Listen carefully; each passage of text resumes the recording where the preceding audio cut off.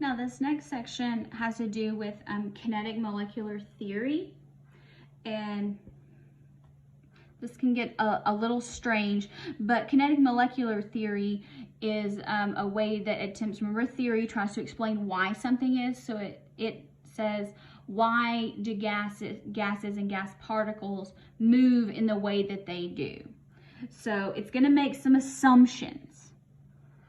It assumes that the size of the particle is negligible, meaning it is very small. And while that is true with virtually all, compounds, a molecule is not particularly large, most of them, but some are larger than others. Hydrogen, it's probably going to be closer to, then you get something, way down here, like you get a xenon gas, that's pretty large. But we're going to make the assumption that the size of the particle is so small it doesn't matter. We're going to make the assumption that the average kinetic energy, so that, remember kinetic energy is energy of motion, of a particle is proportional to the temperature.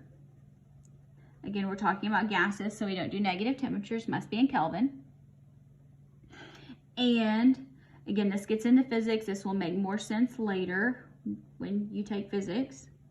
The collision of one particle with another is completely elastic. What that means is in an elastic collision, you have two particles and they come and they bounce directly off of each other, and there's no loss of energy due to friction. So they come together and then they bounce right off. So that's what elastic means. An inelastic collision would be they collide and they move on like a train. So elastic. Now, how molecules move can be affected by temperature. So we know also that as temperature heats up, things move faster, right? Because they have more kinetic energy. So we're going to talk about something called root mean square velocity. And it's going to have to do with temperature, and it's going to have to do with molar mass. So here's the formula. You don't have to memorize it. So root mean square velocity, that's kind of like a cursive V is what that is, equals the big square root of 3 RT over M. All right, what does that mean? R is going to be the gas constant. It's going to be a different gas constant though than what you're used to. That's what makes R fun. There's several different values. T obviously is going to be temperature, and big M, that's going to be molar mass. So what this means here is, yes, there's a square root, but don't panic. The proportion is still the same. So here molar mass is in the bottom. So if something is heavier, it is inversely proportional to the velocity there. So if it's higher molar mass, so if it's heavier, it's going to move slower. So it's going to move more slowly. So we're going to just say slower than lighter particles at the same temperature. Here's a graph. Look, hydrogen, which is light, goes super fast. Helium, which is not as light, still goes fast. As you get into molecules, so this has 2.02 grams per mole. Helium is 4. Water is 18. Nitrogen would be 28. Oxygen's 32. Those are rounded values. So you can see that the lighter molecules travel much faster. Now, here's the key things when you're using this formula. So remember, here is our root mean square. Root mean square equals big square root 3RT over M. Now, R, when you're doing this, And this will make sense when I do it, make slightly more sense when I do this example. Okay, R is going to be, we're used to a liter atmosphere.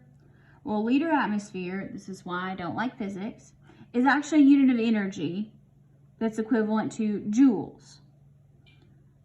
So when we're using R and energy for joules, we use this value, which is different than 0.08206. So for your gas laws this semester, leave R programmed, and when you happen to be doing this, just remember you have to use this R. Now, what is a joule? A joule can be further broken down into a kilogram meter squared per second squared. Again, this is the reason I don't like physics. So the moral to that story is, since a joule has to do with a kilogram, our molar mass, in order for our units to cancel, has to be in kilograms, or the units won't cancel out. So let's try this. Here, we're going to calculate root mean square 3RT over molar mass. Now, I'm just going to kind of leave the square root up here, and I'm going to do this right here. And our xenon atoms, now here R is still in kelvins, so we need to be in kelvins. So molar mass, and then our temperature has to be in kelvins. And then this is the value we use for R. So it's just plug and chug, but you have to make sure your units are lined up. So we'll just put a 3 right there, no units. R, 8.314 joules per mole Kelvin. Now,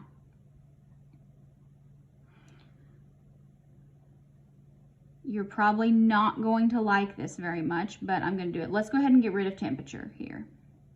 And T, 298 Kelvin. Now, in order for the units to cancel out here, so kelvins are gone. That makes things nice. We need to actually define the joule. So remember, a joule here is, we're just going to kind of mark that out, is we're going to plug this in for it, is a kilogram meter squared per second squared. You're going to go, what the heck? So remember, velocity is something that's measured in meters per second. So here's the point. That's why we take the square root. Because see, we have meters squared and second squared, and then we're going to take the square root. Again, it's kind of in the weeds. Now we need molar mass in kilograms. So molar mass of xenon, which would be 131.29. Let's go ahead and convert that. 131.29. Whoa. Insert 131.29. Let's divide by 1,000. Okay, so that's how many kilograms it is. Now, that goes in the bottom.